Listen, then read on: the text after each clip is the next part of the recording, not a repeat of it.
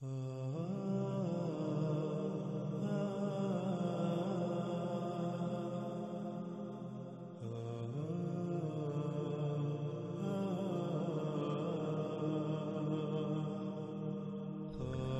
گزشتہ ایک ساتھ میں قرآن سے مختلف پہلو سے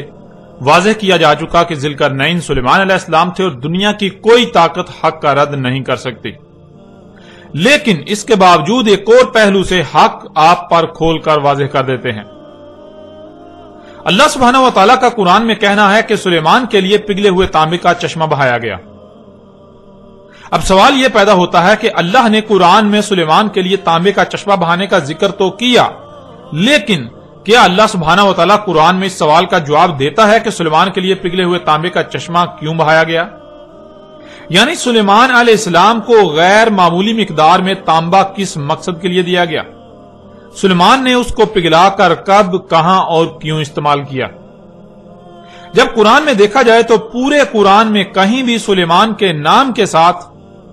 کہیں بھی اس تانبے کے استعمال یا اس تانبے کے دیے جانے کے مقصد کا ذکر نہیں کیا گیا، جو کہ بہت بڑے بڑے سوالات ہیں۔ کیونکہ ناظرین، پہلی بات تو یہ ہے کہ اللہ نے سلیمان کے لیے تانبے کا چشمہ بہانے کا ذکر کیا تو آخر کیوں، یہ بتانے کی کوئی وجہ بھی تو ہونی چاہیے تھی۔ تانبے کا چشمہ کیوں بہایا گیا سلیمان کے لیے؟ آخر سلیمان کو اس کی ضرورت کب، کہاں اور کیوں پیش آئی؟ اتنی بڑی مقدار میں تانبے کا استعمال کہاں کیا گیا؟ آپ پورے کا پورا قرآن چھان لیں، آپ کو کہیں بھی سلیمان کا نام استعمال کرتے ہوئے سلیمان کی طرف سے تانبے کے استعمال کا ذکر نہیں ملے گا۔ اور اگر یہ بات مان لی جائے کہ قرآن ان سوالات کے جوابات دینے سے قاصر ہے، خاموش ہے، تو قرآن اپنے ہی دعوے میں غلط ثابت ہو جاتا ہے کہ قرآن میں ہر سوال کا جواب موجود ہے۔ قرآن ہر بات کو بیان کرتا ہے، اور نہ صرف بیان کرتا ہے بلکہ ہر پہلو سے سامنے رکھتا ہے، اور وہ بھی مسئلوں سے۔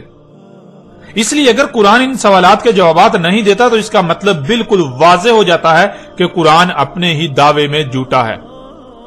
جو کہ بالکل ناممکن ہے۔ قرآن اپنے دعوے میں جھوٹا ہو ہی نہیں سکتا، قرآن اپنے ہی دعوے میں غلط ہو ایسا ممکن ہی نہیں۔ ناظرین، قرآن نے اگر ان سوالات پر خاموش ہی رہنا تھا تو سوال یہ پیدا ہوتا ہے کہ قرآن نے بلا وجہ ایسی بات ہی کیوں کی؟ اگر قرآن کے پاس ان سوالات کے جوابات ہی نہ تھے تو قرآن نے خود ہی ان سوالات کو جنم کیوں دیا؟ اور اس سے بھی بڑھ کر تو یہ کہ قرآن میں سلیمان کو تانبے کے دیے جانے کا ذکر بے معنی و بے مقصد ہو جاتا ہے، جس کا مطلب اللہ نے اس قرآن کی آیات کو بالحق نہیں اتارا، جو کہ بالکل ناممکن ہے۔ ناظرین، نہ تو قرآن بغیر حق اتارا گیا اور نہ ہی قرآن کوئی بے مقصد و بے معنی بات کرتا ہے، نہ ہی قرآن کوئی ایسا سوال کھڑا کرتا ہے جس کا وہ جواب ہی نہ دے، اور نہ ہی کوئی ایک بھی ایسا سوال ہے جس کا جواب قرآن میں موجود نہ ہو۔ اگر کوئی ایسا کہتا، سوچتا یا سمجھتا ہے کہ قرآن میں ہر سوال کا جواب نہیں ہے، قرآن کسی بھی سوال کا جواب دینے سے قاصر ہے، قرآن ہر بات کو ہر پہلو سے بیان نہیں کرتا، تو اس میں قصور اللہ کا نہیں، قصور قرآن کا نہیں، بلکہ قصور اس کا اپنا ہے۔ قصور ایسا کہنے والے کا اپنا ہے کہ وہ اس معیار پر پورا ہی نہیں اتر رہا جس معیار پر پورا اترنے سے قرآن اپنے راز کھولتا ہے۔ وہ اللہ کے طے کردہ اس قانون پر ہی پورا نہیں اتر رہا جس پر پورا اترنے سے ہی قرآن کھلتا ہے۔ قرآن ہر سوال کا جواب دیتا ہے، قرآن رہنمائی کرتا ہے، اس لیے قصور اللہ کا نہیں، قصور قرآن کا نہیں، بلکہ قصور ایسا کہنے، سوچنے یا سمجھنے والے کا ہے۔ آپ پیچھے یہ بات جان چکے کہ اللہ نے نہ صرف ہر اس مسئلے یا معاملے کو قرآن میں بیان کر دیا جو انسانوں کو پیش آنا تھا، اور پھر کسی ایک بھی بات، معاملے یا مسئلے کو قرآن میں ایک ہی پہلو سے ایک ہی مقام پر بیان نہیں کیا، بلکہ ہر بات کو، ہر معاملے کو، ہر مسئلے کو ہر پہلو سے ایک سے زائد مقامات پر قرآن میں بیان کیا۔ اس لیے قرآن میں اللہ سبحانہ وتعالی نے ایک مقام پر یہ بتایا کہ سلیمان کے لیے تانبے کا چشمہ بہا دیا، تو اسی قرآن میں کسی دوسرے مقام پر سلیمان ہی کی طرف سے اس تانبے کو کب، کہاں اور کیوں استعمال کیا گیا اس پر بھی تفصیل کے ساتھ بات کی۔ اور جب اللہ سے یہ سوالات کیے جائیں تو اللہ سبحانہ وتعالی ان سوالات کے جوابات سورہ الکہف میں ذوالقرنین علیہ السلام کے موضوع پر ہی بات کرتے ہوئے دیتا ہے۔ جس کے لیے تانبے کا چشمہ بہایا، ایک مقام پر اس کا نام تو دوسرے مقام پر اس کے اسم سے اس کا ذکر کرتے ہوئے اس تانبے کے استعمال کی تفصیلات بھی بیان کر دی، جس سے یہ بات مزید کھل کر واضح ہو جاتی ہے کہ ذوالقرنین کوئی اور نہیں بلکہ سلیمان بن داؤد علیہ السلام تھے۔ اس کے علاوہ بھی اگر آپ غور کریں تو آپ پر یہ بات واضح ہو جائے گی کہ پورے قرآن میں ایک جگہ پگھلے ہوئے تانبے کا چشمہ بہانے کا ذکر کیا گیا تو دوسری جگہ اس تانبے کے استعمال کا ذکر کیا گیا کہ اسے کب، کہاں، کیوں اور کس مقصد کے لیے استعمال کیا، جس سے یہ بات بالکل واضح ہو جاتی ہے کہ جب تانبا سلیمان کو دیا گیا تو ظاہر ہے استعمال بھی سلیمان نے ہی کیا، یوں ذوالقرنین کوئی اور نہیں بلکہ اللہ کے نبی سلیمان علیہ السلام تھے۔ ناظرین، آپ پر ہر لحاظ سے کھل کر واضح ہو چکا کہ ذوالقرنین سلیمان علیہ السلام تھے، لیکن اب سوال یہ پیدا ہوتا ہے کہ ذوالقرنین سلیمان علیہ السلام تو اس قرآن کے نزول سے پہلے ہی گزر چکے، تو کیا قرآن میں یہ محض ذوالقرنین سلیمان علیہ السلام کا قصہ بیان کیا گیا جس کا قرآن کے نزول سے لے کر آج سات کے قیام تک کے لوگوں کے ساتھ کوئی تعلق نہیں؟ کیونکہ اگر یہ بات مان لی جائے کہ اس قرآن کے نزول سے لے کر آج سات کے قیام تک کے لوگوں کے ساتھ اس واقعے کا کوئی تعلق نہیں، یہ محض گزرے ہوں کا قصہ سنایا جا رہا ہے، تو اس کا مطلب قرآن میں اساطیر الاولین ہیں، یعنی یہ محض پہلوں کی سطریں ہیں، قصے کہانیاں ہیں، اس سے بڑھ کر کچھ نہیں۔ اور پھر سوال یہ پیدا ہوتا ہے کہ کیا یہی حق ہے یا پھر حق اس کے بالکل برعکس کچھ اور ہے؟ اس قرآن میں قرآن کے نزول سے پہلے جو گزر چکے ان کا قرآن میں ذکر کیا جانا انتہائی اہمیت کا حامل ہے۔ اس سوال کا جواب جاننے کے لیے اللہ سبحانہ و تعالیٰ سے ہی رجوع کرتے ہیں کہ آیا اللہ سبحانہ و تعالیٰ نے اس قرآن میں ذوالقرنین کا واقعہ کیوں بیان کیا؟ آخر قرآن میں اس واقعے کا ذکر کرنے کا مقصد کیا تھا؟ آخر قرآن میں ان لوگوں کا ذکر کیوں کیا گیا، ان کے واقعات کیوں بیان کیے گئے جو اس قرآن کے نزول سے پہلے ہی گزر چکے تھے؟ تو ناظرین، اس سوال کا جواب اللہ سبحانہ و تعالیٰ قرآن میں یوں دیتا ہے۔ سورہ زمر کی آیت نمبر 23 میں اللہ سبحانہ و تعالیٰ کا کہنا ہے، اللہ نزل احسن الحدیث، اللہ نے اتاری احسن الحدیث، یعنی اللہ نے جو اتارا ہے وہ نزول سے لے کر سات کے قیام تک کی ایسی بہترین تاریخ ہے جس سے بہتر کوئی تاریخ ہو ہی نہیں سکتی۔ حدیث کہتے ہیں تاریخ کو، اور حدیث کی سے کے نیچے زیر کا استعمال اسے مستقبل کا صیغہ بنا دیتا ہے، جس سے الحدیثی کے معنی بنتے ہیں یہ قرآن اپنے نزول سے لے کر سات کے قیام تک کی تاریخ ہے، یعنی اس قرآن میں جو کچھ بھی بیان کیا گیا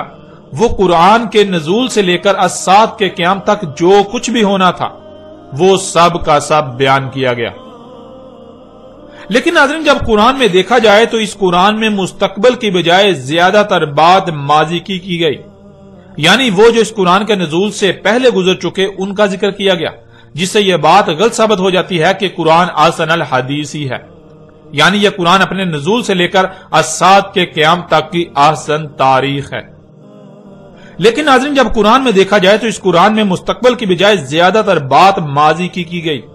یعنی وہ جو اس قرآن کے نزول سے پہلے ہی گزر چکے ان کا ذکر کیا گیا، ان کے واقعات سنائے گئے، ان کے واقعات قرآن میں درج ہیں، جس سے یہ بات غلط ثابت ہو جاتی ہے کہ قرآن احسن الحدیث ہی ہے، یعنی یہ قرآن اپنے نزول سے لے کر سات کے قیام تک کی احسن تاریخ ہے، ایسی بہترین تاریخ جس سے بہتر کوئی تاریخ ہو ہی نہیں سکتی۔ قرآن کا یہ دعویٰ اس لیے غلط ثابت ہو جاتا ہے کیونکہ قرآن خود کو نزول سے لے کر سات کے قیام تک کی تاریخ بتا رہا ہے، لیکن جب قرآن میں دیکھا جائے تو اس میں تاریخ تو اس کے نزول سے پہلے گزر جانے والوں کی بیان کی گئی، جیسے کہ قوم نوح، قوم عاد، قوم سمود، قوم لوط، قوم شعیب اور آل فرعون وغیرہ کا ذکر، امت بنی اسرائیل وغیرہ کا ذکر اور ان رسولوں کا ذکر جو ماضی کا قصہ بن چکے۔ یعنی جب قرآن میں دیکھا جائے تو قرآن میں گزشتہ لوگوں کی تاریخ ملتی ہے جو ماضی کا قصہ بن چکے، لیکن اس کے بالکل برعکس قرآن کا یہ دعویٰ ہے کہ یہ قرآن کے نزول سے لے کر سات کے قیام تک کی تاریخ ہے۔ اب ناظرین، جب قرآن خود یہ دعویٰ کر رہا ہے کہ قرآن اپنے نزول سے لے کر سات کے قیام تک کی تاریخ ہے تو پھر قرآن غلط ہو ہی نہیں سکتا، بلکہ غلط تو وہ ہے جو ایسا سمجھ رہا ہے کہ قرآن میں مستقبل کی بجائے ماضی کی تاریخ بیان کی گئی، کیونکہ قرآن یہ بھی واضح کر دیتا ہے کہ اس قرآن میں اساطیر الاولین نہیں بلکہ مسئلیں بیان کی گئیں۔ اس قرآن میں جو کچھ بھی بیان کیا گیا، اس قرآن میں نزول سے لے کر الساعۃ کے قیام تک کی جو تاریخ بیان کی گئی وہ مسئلوں سے بیان کی گئی۔ وہ جو سلف ہو چکے ان کا ذکر نہیں کیا گیا، بلکہ ذکر تو قرآن کے نزول سے لے کر الساعۃ کے قیام تک جو کچھ بھی ہونا تھا اس کا کیا گیا، لیکن مسئلوں سے، جس کا ذکر اللہ سبحانہ و تعالی نے قرآن میں مختلف مقامات پر بھی کر دیا، جیسا کہ آپ ان آیات میں دیکھ سکتے ہیں۔ اس وقت سکرین پر آپ کو سورہ زخرف کی آیت نمبر 56 نظر آ رہی ہے، جس میں اللہ سبحانہ و تعالی کا کہنا ہے فَجَعَلْنَاهُمْ سَلَفًا وَمَثَلًا لِلْآخِرِينَ، پس کر دیا ہم نے انہیں سلفا، یعنی ایک ایک کو گزرے ہوئے کر دیا۔ جو دنیا میں آئے تھے اب گزرے ہوئے ہو چکے، اور جنہیں ایک ایک کو گزرے ہوئے کر دیا انہیں مثل کر دیا آخرین، یعنی بعد والوں کے لیے۔ ناظرین، یہاں سوال یہ پیدا ہوتا ہے کہ کن کو سلفا کر دیا، یعنی جو بھی دنیا میں آئے ان میں سے ایک ایک کو گزرا ہوا کر دیا، وہ کون ہیں، کن کو کر دیا؟ اس آیت کے آخر میں لفظ آخرین آیا ہے جو کہ اولین کی ضد ہے، جس سے یہ بات بالکل واضح ہو جاتی ہے کہ اولین کو سلفا کر دیا گیا۔ اس کے علاوہ بھی اگر آپ سورہ زخرف کی اس آیت سے پچھلی آیات کو دیکھیں تو آپ پر واضح ہو جائے گا کہ پیچھے اولین کا ہی ذکر کیا جا رہا ہے، یعنی اس قرآن کے نزول سے پہلے جو لوگ گزر چکے وہ نہ صرف گزر چکے بلکہ اللہ نے ان کو مثل کر دیا، کن کے لیے؟ اس قرآن کے نزول سے لے کر الساعۃ کے قیام تک آنے والوں کے لیے۔ اس آیت میں اللہ سبحانہ و تعالی نے یہ بات بالکل کھول کر اور دو ٹوک الفاظ میں واضح کر دی کہ اس قرآن کے نزول سے پہلے جو بھی دنیا میں آیا، خواہ وہ کوئی رسول تھا، امت تھی یا قوم، ایک ایک کو گزرے ہوئے کر دیا۔ اس قرآن کے نزول سے پہلے جو بھی دنیا میں آئے، جو اولین تھے ان کو گزرے ہوئے کر دیا، اور نہ صرف گزرے ہوئے کر دیا بلکہ انہیں مثل کر دیا آخرین، یعنی بعد والوں کے لیے، اس قرآن کے نزول سے لے کر الساعۃ کے قیام تک آنے والوں کے لیے۔ ناظرین، یہ وہ وجہ ہے جس وجہ سے اللہ سبحانہ و تعالی نے قرآن میں کئی مقامات پر یہ بات بار بار واضح کی اور ہر پہلو سے واضح کی کہ اس قرآن میں ہر شے کو مسئلوں سے بیان کر دیا گیا۔ اس قرآن میں مسئلیں بیان کی گئیں، نہ کہ اساطیر الاولین، جیسا کہ آپ سکرین پر نظر آنے والی آیات میں دیکھ سکتے ہیں۔ سورہ الاسراء کی آیت نمبر 99 میں اللہ سبحانہ وتعالی کا کہنا ہے وَلَقَدْ صَرَفْنَا لِلنَّاسِ فِي هَذَا الْقُرْآنِ مِنْ كُلِّ مَثَلٍ فَأَبَىٰ أَكْثَرُ النَّاسِ إِلَّا كُفُورًا، اور تحقیق کے، یعنی تم اپنی طرف سے پوری تحقیق کر لو، اپنے گھوڑے دوڑا لو، جو کہا جا رہا ہے وہی تمہارے سامنے آئے گا، وہی حق ہے۔ ہم نے ہر پہلو سے، ہر لحاظ سے پھیر پھیر کر سامنے لے آئے، بیان کر دیا انسانوں کے لیے اس قرآن میں تمام کی تمام مسئلوں سے۔ پس انکار کر دیا انسانوں کی اکثریت نے، مگر اس لیے کہ جو کچھ بھی انہیں عطا کیا گیا وہ اس مقصد کے لیے استعمال ہی نہیں کرنا چاہتے جس مقصد کے لیے انہیں عطا کیا گیا، وہ اپنی خواہشات کی اتباع کرنا چاہتے ہیں۔ اس لیے انسانوں کی اکثریت نے اس بات کا انکار کر دیا کہ اللہ نے اس قرآن میں ہر شے کو مسئلوں سے بیان کر دیا۔ اس قرآن کے نزول سے لے کر الساعۃ کے قیام تک جو کچھ بھی ہونا تھا وہ سب کا سب ہر پہلو سے بیان کر دیا مسئلوں سے۔ اس بات کا انسانوں کی اکثریت نے انکار کر دیا۔ پھر آگے سورہ الکہف کی آیت نمبر 54 میں اللہ سبحانہ وتعالی کا کہنا ہے وَلَقَدْ صَرَفْنَا فِي هَذَا الْقُرْآنِ لِلنَّاسِ مِنْ كُلِّ مَثَلٍ وَكَانَ الْإِنسَانُ أَكْثَرَ شَيْءٍ جَدَلًا، اور تحقیق کے، یعنی تم اپنی طرف سے پوری تحقیق کر لو، تم اپنے گھوڑے دوڑا لو، جو کہا جا رہا ہے وہی تمہارے سامنے آئے گا اور وہی حق ہے۔ ہم نے ہر پہلو سے، ہر لحاظ سے پھیر پھیر کر سامنے لے آئے، بیان کر دیا انسانوں کے لیے اس قرآن میں تمام کی تمام مسئلوں سے، یعنی اس قرآن میں ماضی میں پیش آنے والے واقعات میں سے صرف ان کا ذکر کیا جو خو بخو اس قرآن کے نزول سے لے کر الساعۃ کے قیام تک پیش آئیں گے۔ انسانوں کے ہر سوال کا جواب ہر پہلو سے، ہر لحاظ سے پھیر پھیر کر اس قرآن میں بیان کر دیا۔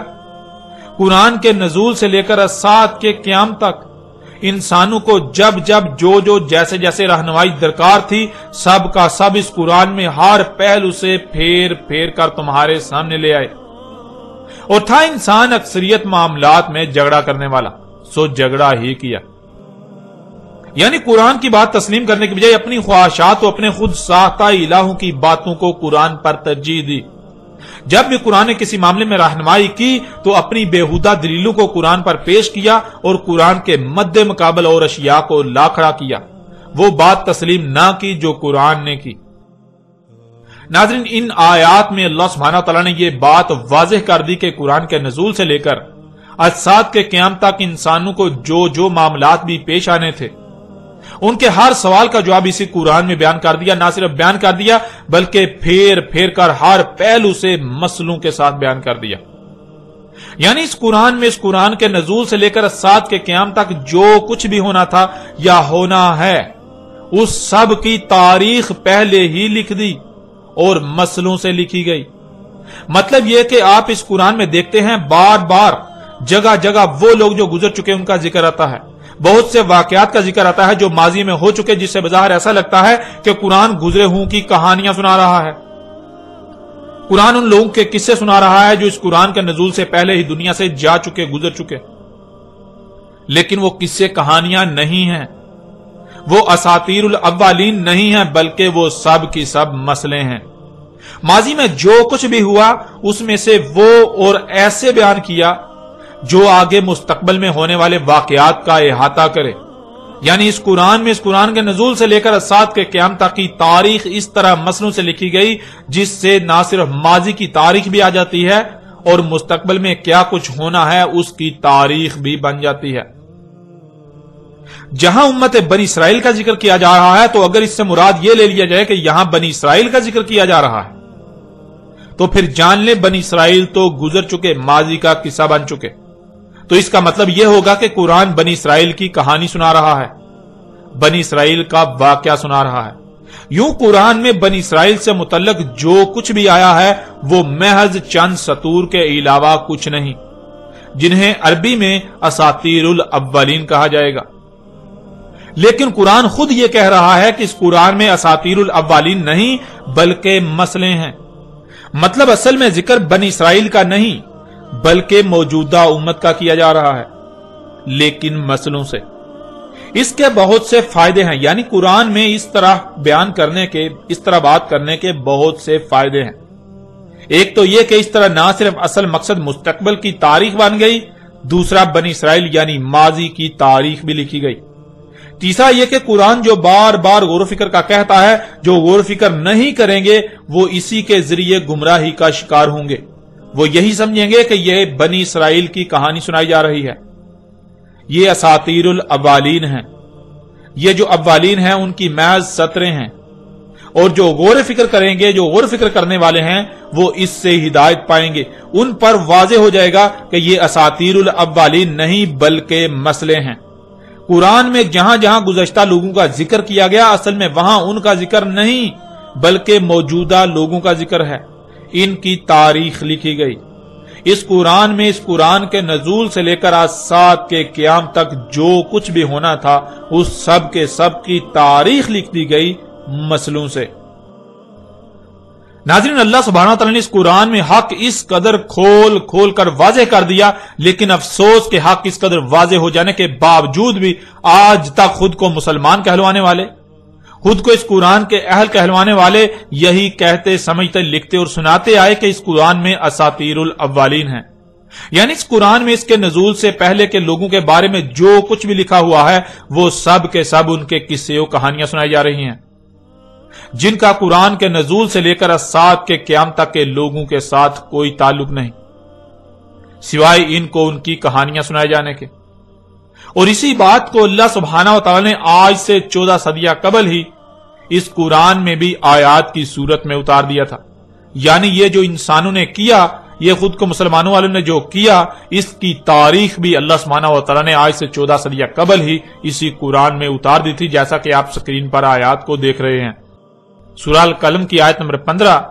اور المطففین کی آیت نمبر 13 میں اللہ سبحانہ تعالیٰ کا کہنا ہے اذا تتلی علیہ آیاتنا قال اساطیر الاولین.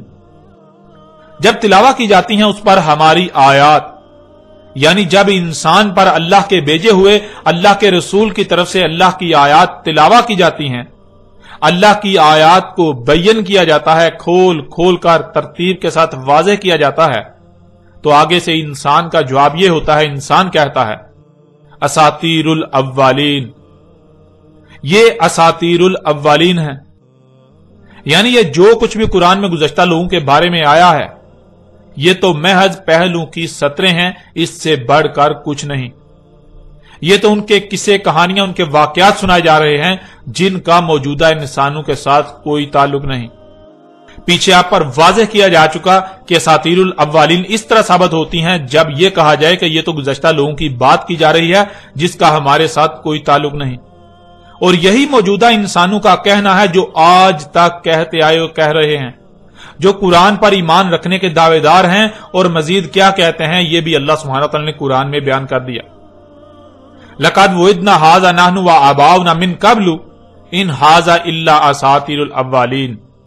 تحقیق یعنی انسان کہہ رہے ہیں، انسانوں کا کہنا ہے کہ تم اپنی تحقیق کر لو، تمہارے سامنے یہی بات آئے گی،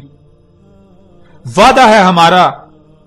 یہ ہم اور ہمارے آباء و اجداد اس سے پہلے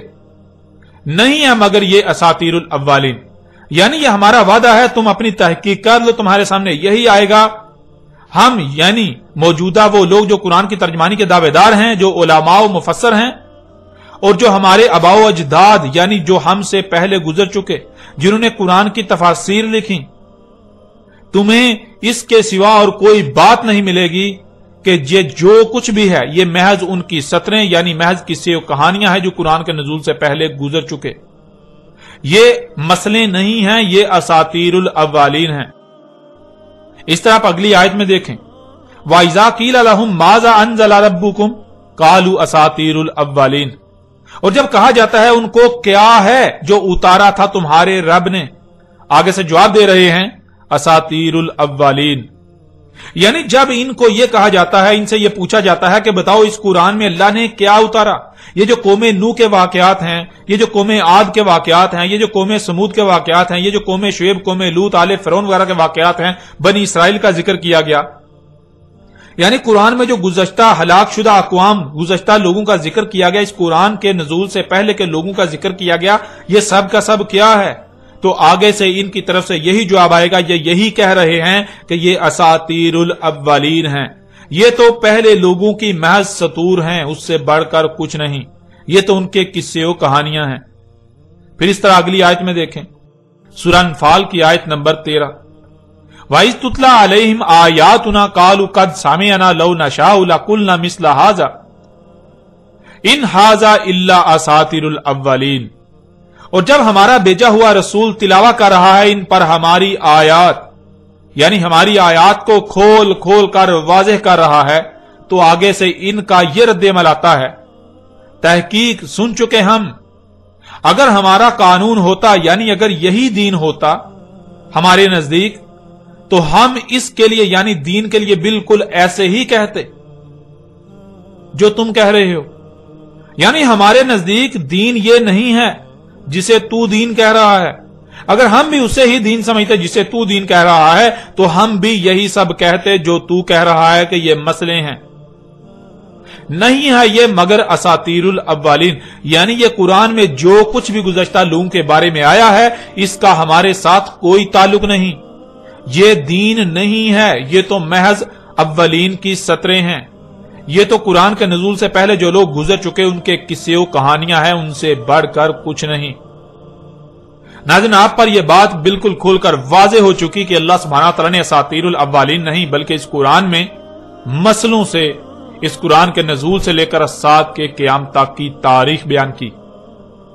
آپ ہر لحاظ سے بالکل واضح طور پر یہ جان چکے ہیں کہ اس قرآن میں اساطیر الاولین نہیں ہے بلکہ مسئلے ہیں۔ جہاں قوم نوح کا ذکر کیا جا رہا ہے تو وہ اصل میں قوم نوح نہیں بلکہ موجودہ قوم یعنی دنیا میں آباد موجودہ لوگ ہیں جن کا ذکر کیا جا رہا ہے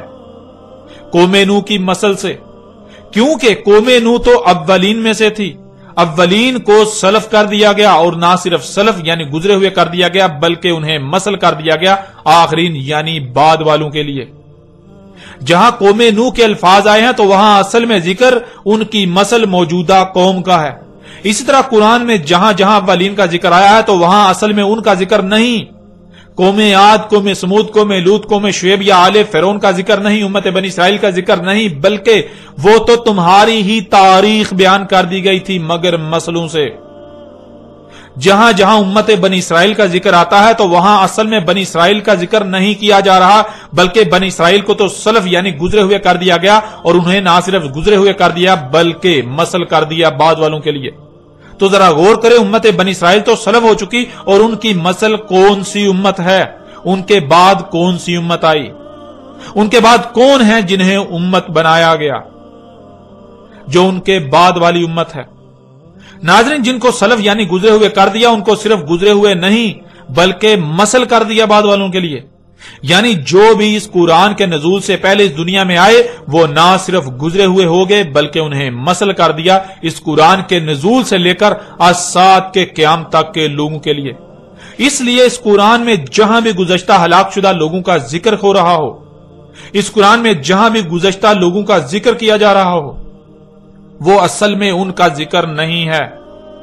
وہ اصل میں ان کا ذکر کر کے آپ کو ان کے قصے کہانیاں سنانا مقصد نہیں ہے، بلکہ وہ تو اس قرآن کے نزول سے لے کر سات کے قیام تک کی تاریخ بیان کی جا رہی ہے مگر مسلوں سے۔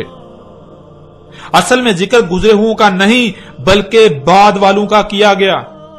ذکر اس قرآن کے نزول سے پہلے والوں کا نہیں بلکہ ذکر تو اس قرآن کے نزول سے لے کر سات کے قیام تک آنے والوں کا کیا گیا۔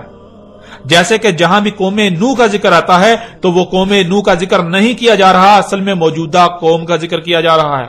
قوم نوح کی مسل سے۔ وہ اصل میں ذکر موجودہ قوم کا ہے، اور اگر اس کے باوجود بھی کوئی یہ کہتا ہے کہ وہاں قوم نوح کا ہی ذکر کیا جا رہا ہے، اس کا موجودہ قوم کے ساتھ کوئی تعلق نہیں، تو اس کا مطلب وہ یہ دعویٰ کر رہا ہے کہ قرآن میں مسئلے نہیں بلکہ اساطیر الاولین ہیں۔ ایسا ہی قرآن میں جہاں جہاں امت بنی اسرائیل کا ذکر کیا گیا وہاں اصل میں ذکر امت بنی اسرائیل کا نہیں بلکہ امت بنی اسرائیل کو تو سلف کر دیا گیا، اور جنہیں سلف کر دیا گیا نہ صرف سلف بلکہ انہیں مسل کر دیا بعد والوں کے لیے، اس لیے وہاں اصل میں ذکر امت بنی اسرائیل کی مسل اس موجودہ امت کا کیا جا رہا ہے۔ اور ناظرین، اسی بات کو ایک دوسرے پہلو سے بھی آپ کے سامنے رکھتے ہیں، آپ پر بالکل کھول کر واضح کر دیتے ہیں۔ اس قرآن میں تمام کی تمام آیات ہیں۔ آیات لفظ جمع کا صیغہ ہے اور اس کا واحد ہے آیت، اور لفظ آیت ضد ہے بین کی۔ بین کہتے ہیں شے کا ہر لحاظ سے، ہر پہلو سے واضح ہونا، اس کا رائی برابر حصہ بھی کوئی پہلو بھی پوشیدہ نہ ہونا، چھپا ہوا نہ ہونا، یعنی کسی بھی شے کا جس کا ذکر کیا جا رہا ہے اس کا ہر پہلو سے، اس کا انگ انگ بالکل کھلم کھلا سامنے ہونا، واضح ہونا۔ اور اس کے برعکس آیت کہتے ہیں پوری کی پوری شے کو چھپا دینا یا چھپے ہوئے ہونا، اور اس کا چھوٹا سا حصہ، چھوٹا سا پہلو سامنے ہونا، جو آیت کہلائے گا، جس میں غور کرنے یعنی جس کی گہرائی میں جانے سے وہ کیا تھا جو چھپا دیا گیا، جو چھپا ہوا ہے، وہ کھل کر سامنے آ جائے گا۔ یعنی آیت کہتے ہیں جو سامنے نظر آ رہا ہے وہ اصل حقیقت نہیں بلکہ اصل حقیقت آپ پر اس وقت تک واضح نہیں ہوگی جب تک کہ آپ اس میں غور نہیں کرتے، اس کی گہرائی میں نہیں جاتے۔ جو سامنے نظر آ رہا ہے وہ اصل حقیقت پر پڑا ہوا پردہ ہے۔ جو سامنے نظر آ رہا ہے جو کہ آیت ہے وہ اصل حقیقت نہیں بلکہ اصل حقیقت پر پڑا ہوا پردہ ہے۔ جب تک آپ اس پردے کے پیچھے نہیں جانتے تب تک حقیقت آپ کے سامنے نہیں آئے گی۔ ناظرین، اسے آپ ایک چھوٹی سی مثال سے بھی سمجھ سکتے ہیں۔ مثلاً آپ اپنی آنکھوں سے دیکھتے ہیں کہ آپ کو سورج زمین کے گرد گھومتا ہوا نظر آتا ہے، زمین روٹی کی طرح گول اور چپٹی نظر آتی ہے۔ یہ جو آپ اپنی آنکھوں سے سامنے دیکھ رہے ہیں یہ بین نہیں، یعنی یہ کھلم کھلا اصل حقیقت نہیں ہے بلکہ یہ آیت ہے، اصل حقیقت پر پڑا ہوا پردہ ہے۔ اصل حقیقت کیا ہے وہ اس وقت تک سامنے نہیں آئے گی جب تک کہ آپ آیت میں یعنی جو سامنے نظر آ رہا ہے اس میں غور نہیں کرتے، اس میں غور و فکر نہیں کرتے، اس کی گہرائی میں نہیں جاتے، اس پردے کے پیچھے نہیں جانتے۔ اور اصل حقیقت کیا ہے یہ آج پوری دنیا پر واضح ہو چکی ہے کہ سورج کے زمین کے گرد گھومنے سے نہیں بلکہ زمین کے سورج کے گرد اپنے ہی محور پر گھومنے سے رات اور دن آ جا رہے ہیں۔ اب ناظرین، اگر کوئی اسے ہی اصل حقیقت کہے یا مان لے جو آنکھوں سے نظر آ رہا ہے، تو کیا وہ اپنی بات اپنے دعوے میں سچا ہوگا؟ اور حق اس قدر کھل جانے کے باوجود بھی وہ اپنی باطل و بے بنیاد بات پر ڈٹا رہے تو اس کی دماغی حالت کیا ہوگی؟ بالکل واضح ہے کہ ایسا کرنے والا کوئی بیوقوف، جاہل اور پاگل ہی ہو سکتا ہے۔ کوئی ایسا شخص ہی ہو سکتا ہے جس کا ذہنی توازن ٹھیک نہیں ہے۔ بالکل اسی طرح ناظرین، اس قرآن میں آیات اتاری گئی ہیں، اس قرآن میں آیات ہیں، جس کا مطلب کہ اس قرآن میں جو سامنے نظر آ رہا ہے وہ اصل حقیقت نہیں بلکہ اصل حقیقت اس وقت تک سامنے نہیں آئے گی جب تک کہ آیات میں غور نہیں کیا جائے گا۔ یہ جو سامنے ہے آیات کی صورت میں یہ اصل حقیقت پر پڑا ہوا پردہ ہے۔ جب تک اس پردے کے پیچھے نہیں جھانکا جائے گا اصل حقیقت تب تک سامنے نہیں آ سکتی۔ اور اگر کوئی آیات کو ہی بینات یعنی اصل حقیقت سمجھے یا کہے تو وہ کوئی پاگل، بیوقوف اور جاہل تو ہو سکتا ہے، عقل مند اور اہل حق نہیں ہو سکتا۔ وہ اپنی بات اپنے دعوے میں باطل و بے بنیاد اور جھوٹا تو ہو سکتا ہے مگر سچا ہرگز نہیں۔ اس لیے ناظرین، جہاں بھی قرآن میں گزشتہ لوگوں کا ذکر کیا گیا وہ اصل حقیقت نہیں ہے بلکہ اصل حقیقت اس وقت تک سامنے نہیں آئے گی جب تک کہ آپ انہیں آیات تسلیم کرتے ہوئے ان میں غور نہ کر لیں، اسے پردہ تسلیم کرتے ہوئے اس پردے کے پیچھے نہ جھانک لیں۔ اس قرآن میں جہاں قوم نوح کا ذکر ہے تو قوم نوح آیت ہے، جب اس میں غور کیا جائے، اسے بیان کیا جائے تو قوم نوح کی بجائے اصل میں ذکر وہاں اس موجودہ قوم کا کیا جا رہا ہے۔ اسی طرح جہاں امت بنی اسرائیل کا ذکر کیا جا رہا ہے تو وہ اصل میں امت بنی اسرائیل کا ذکر نہیں بلکہ بنی اسرائیل تو آیت ہے، بنی اسرائیل کو آیت بنا دیا گیا۔ بنی اسرائیل آیت ہے، جب اسے بیان کیا جائے گا تو اصل حقیقت سامنے آئے گی موجودہ امت کی صورت میں۔ اب جبکہ ناظرین یہ حقیقت آپ پر واضح ہو چکی تو اب آپ یہ بھی جان لیں، جو کہ اب تک خود ہی واضح ہو جانا چاہیے تھا، کہ قرآن میں ذوالقرنین سلیمان علیہ السلام کا جو قصہ بیان کیا گیا وہ اصل میں ذوالقرنین سلیمان علیہ السلام کا ذکر نہیں کیا گیا بلکہ وہ مسلوں کے ساتھ قرآن کے نزول سے لے کر الساعۃ کے قیام تک جو ہونا تھا، آج سے 14 صدیاں قبل ہی اس کی تاریخ اتار دی گئی تھی۔ تاریخ کہتے ہیں حادثے کے وقوع پذیر ہو جانے کو، یعنی کچھ ہوا تو اس کے بارے میں اس کے بعد جو لکھا جائے کہ وہ کب، کیوں، کیسے ہوا، تاریخ کہلاتی ہے۔ ناظرین، کوئی بھی تاریخ دان اس وقت تک تاریخ نہیں لکھ سکتا جب تک کہ واقعہ وقوع پذیر نہیں ہو جاتا۔ قرآن اللہ کی اتاری ہوئی تاریخ ہے اور اللہ کے لیے ماضی، حال، مستقبل کچھ بھی پوشیدہ نہیں ہے۔ اس لیے اللہ نے انسانوں کے نزدیک اس کی تاریخ اتار دی جو مستقبل میں ہونا تھا، یعنی جو انسانوں کے نزدیک مستقبل تھا اللہ نے آج سے 14 صدیاں قبل ہی اس کی تاریخ اتار دی۔ ناظرین، قرآن میں ذوالقرنین سلیمان علیہ السلام کا ذکر کیا جانا کہ اسے پوری زمین میں مکن دیا گیا، اس وقت علاقائی حکومتوں کے ساتھ ساتھ عالمی حکومت بھی قائم تھی جو کہ سلیمان علیہ السلام کی تھی،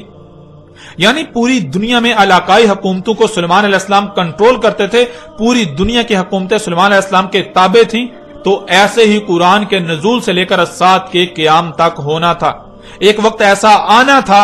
جب دنیا میں ایسا ہونا تھا جس کی تاریخ اللہ سبحانہ تعالی نے آج سے 14 صدیاں قبل ہی اتار دی تھی،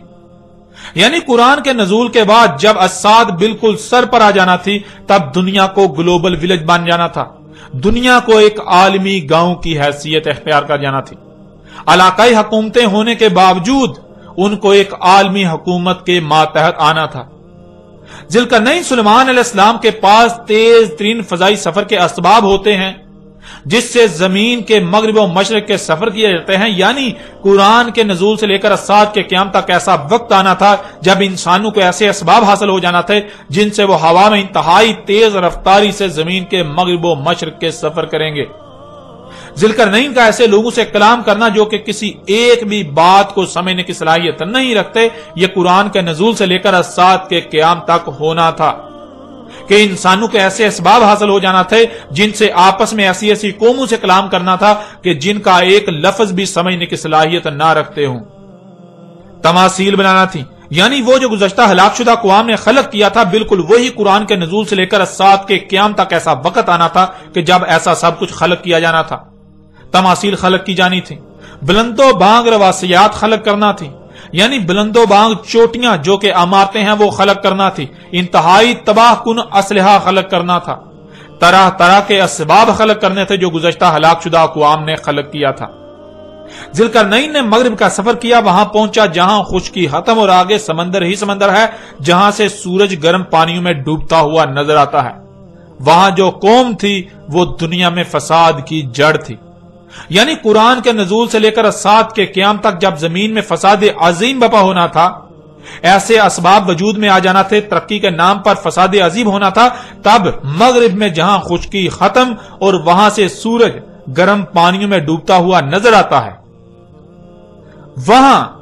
جو قوم ہونا تھی، یعنی دنیا کے مغرب میں جہاں خشکی ختم ہوتی ہے تو آخری جو خشکی کا مقام ہے، وہاں جو قوم ہونا تھی اس قوم نے زمین میں فساد کی بنیاد، فساد کی جڑ ہونا تھا۔ اور ذرا غور کریں، کیا آج ایسا ہوا؟ کیا آج ایسا ہو رہا ہے؟ کیا آج واقعتاً ایسے خطے میں ایسی قوم آباد ہے جو زمین میں فساد کی جڑ ہے، فساد کی بنیاد ہے، جہاں کے شیاطین زمین و آسمانوں میں فساد عظیم کر رہے ہیں؟ جب غور کریں تو ہاں بالکل وہ خطہ آج موجود ہے جسے دنیا امریکہ کا نام دیتی ہے، اور امریکی قوم جو دنیا میں فساد کی جڑ ہے، فساد کی بنیاد ہے۔ اسی طرح ذوالقرنین کے مشرق کے سفر کا ذکر کیا گیا، وہاں ایسی قوم جب سورج طلوع ہوتا ہے تو سب سے پہلے اسی قوم پر طلوع ہوتا ہے، اس کے بعد باقی اقوام پر طلوع ہوتا ہے۔ اس قوم نے زمین میں فساد عظیم بپا کرنا تھا، اور آج وہ قوم موجود ہے جسے چینی اور جاپانی قوم کہا جاتا ہے۔ یہی وہ قوم ہے مشرق کی جانب کے جب سورج طلوع ہوتا ہے تو سب سے پہلے اسی قوم پر طلوع ہوتا ہے، اس کے بعد باقی اقوام پر طلوع ہوتا ہے۔ اسی طرح تیسرا سفر جو مغرب و مشرق کے درمیان تھا، وہاں جو خطہ ہے اس خطے میں قرآن کے نزول سے لے کر سات کے قیام تک ایسی قوم نے آنا تھا جس نے زمین میں تباہی مچانا تھی، فساد کرنا تھا، لوگوں کے اموال لوٹنا تھے، اور وہ خطہ یورپ اور روس کا خطہ بنتا ہے۔ اور آج بالکل یہ قوم بھی فساد کر رہی ہے، پوری دنیا کے وسائل لوٹ رہی ہے۔ مغرب و مشرق میں جن اقوام کا ذکر کیا گیا یہ موجودہ دور کی تاریخ بیان کی گئی تھی۔ قرآن کے نزول کے بعد جب اعظم فتنہ یعنی دجال کا ظہور ہونا تھا، اس کے پیچھے 3 اقوام کو ہونا تھا۔ ان میں سے ایک دنیا کے مغرب میں آباد امریکی قوم، دوسری دنیا کے مشرق میں آباد چینی اور جاپانی قوم، اور تیسری ان دونوں کے وسط میں آباد روسی اور یورپی قوم۔ یہ عظیم راز آج سے 14 صدیاں قبل ہی بیان کر دیے گئے تھے۔ اس وقت جو لوگ یہ سب کچھ کر رہے تھے ان کو قرآن میں یاجوج اور ماجوج کہا گیا۔ تو قرآن کے نزول سے لے کر سات کے قیام تک جب ایسا ہونا تھا تو ایسا کرنے والوں کو قرآن نے یاجوج اور ماجوج کہا۔ ناظرین، یہ عظیم خبریں آج سے 14 صدیاں قبل ہی دے دی گئیں، لیکن کسی کو اس قرآن میں کچھ بھی نظر نہ آیا۔ ہر کوئی قرآن میں اتنے عظیم راز، ان عظیم خبروں کو، اس تاریخ کو اساطیر الاولین بنا کر بیٹھا رہا، گزشتہ اقوام کے قصے و کہانیاں بنا کر بیٹھا رہا۔ اور ناظرین، اب آپ کو بآسانی سے اس بات کی بھی سمجھ آ جائے گی کہ محمد علیہ السلام نے سورہ الکہف کو بار بار دجال کے ساتھ کیوں جوڑا۔ کیونکہ سورہ الکہف میں دجال اور اس وقت جب دجال موجود ہونا تھا اس کی مکمل رہنمائی موجود ہے۔ ذرا غور کریں، کیا آج دنیا میں یہی سب نہیں ہو رہا؟ کیا آج دنیا مختلف ممالک میں تقسیم ہونے کے باوجود ایک زبان اور ثقافت میں نہیں ڈال چکی؟ قومیں ایک دوسرے کی زبان کا ایک لفظ بھی سمجھنے کی صلاحیت نہ ہونے کے باوجود اسباب کے ساتھ روانی سے ایک دوسرے سے کلام نہیں کر رہی ہیں۔ اس وقت پوری دنیا مختلف ممالک میں تقسیم ہونے کے باوجود ایک زبان و ثقافت میں ڈل چکی، پوری دنیا گلوبل ولیج بن چکی، پوری دنیا میں علاقائی حکومتیں ہونے کے ساتھ ساتھ انہیں اقوام متحدہ کے تحت ایک عالمی حکومت کے تحت کنٹرول کیا جا رہا ہے۔ دنیا ایک عالمی گاؤں کی حیثیت اختیار کر چکی ہے۔ ناظرین، کیا آج اسباب کے ذریعے دنیا کی کسی بھی قوم سے گفتگو کرنا ممکن نہیں ہو چکا؟ یہاں تک کہ نہ صرف ممکن بلکہ انتہائی آسانی کے ساتھ ان لوگوں کے ساتھ بات چیت کی جا سکتی ہے اور کی جا رہی ہے جن کے ساتھ ان اسباب سے قبل بات کرنے کا تصور بھی نہیں کیا جا سکتا تھا۔ اور ناظرین، کیا آج دنیا کے مغرب و مشرق تک انتہائی تیز رفتار پرسکون اور ہوائی سفر ممکن نہیں ہو چکا؟ کیا آج بڑے پیمانے پر لوہا، تانبا اور طرح طرح کی اشیاء کو زمین اور پہاڑوں سے نہیں نکالا جا رہا؟ دانتوں کو بڑے پیمانے پر پگھلا کر ان سے اسلحہ وغیرہ نہیں بنایا جا رہا؟ کیا آج تقریباً ہر طرح کے اسباب وجود میں نہیں آ چکے؟ کیا آج اسی طرح زمین میں فساد نہیں کیا جا رہا جیسے ذوالقرنین سلیمان علیہ السلام کے وقت کیا جا رہا تھا؟ کیا جیسے اس وقت ہر کوئی دجال کے فتنے کا شکار تھا سوائے اس کے جس کی خالص اللہ نے اپنی طرف سے رہنمائی کی، اور اکثریت دجال کے فتنے کا شکار ہو کر اسے ترقی و خوشحالی کا نام دے رہی تھی، انسانیت کی خدمت قرار دے رہی تھی؟ آج بھی یہ سب وہی نہیں ہو رہا؟ آج بھی یہ وہی سب نہیں ہو رہا؟ آج بھی پوری دنیا کے انسان اس دجال کے فتنے کا شکار نہیں ہو چکے؟ آج بھی فساد کو ترقی اور انسانیت کی خدمت کا نام نہیں دیا جا رہا؟ جیسے اس وقت جنیاتی تبدیل شدہ بیجوں سے اگائی جانے والی فصلوں کے استعمال سے دن بدن بیماریاں بڑھتی جا رہی تھیں اور بچے مفلوج پیدا ہو رہے تھے، کیا آج بھی ویسا ہی نہیں ہو رہا؟ آج بھی بیماریاں دن بدن بڑھتی نہیں چلی جا رہی اور بچے مفلوج پیدا نہیں ہو رہے؟ ذوالقرنین نے دو قوموں کے درمیان سد بنا کر ایک دوسرے کی طرف جانے پر روک لگا دی، یعنی مضبوط بارڈر تعمیر کر دیا، اور یہ اللہ سبحانہ تعالیٰ نے آج کی تاریخ اتاری تھی۔ آج کی تاریخ، آج جو ہو رہا ہے، جو ہو چکا، اس کی تاریخ اتاری تھی۔ ذرا غور کریں کہ آج پوری دنیا میں بارڈر تعمیر کر کے قوموں کا ایک دوسرے کی طرف سفر اس قدر ناممکن نہیں کر دیا گیا؟ کیا قوموں کے درمیان دیواریں تعمیر نہیں کر دی گئیں، رکاوٹیں نہیں کھڑی کر دی گئیں؟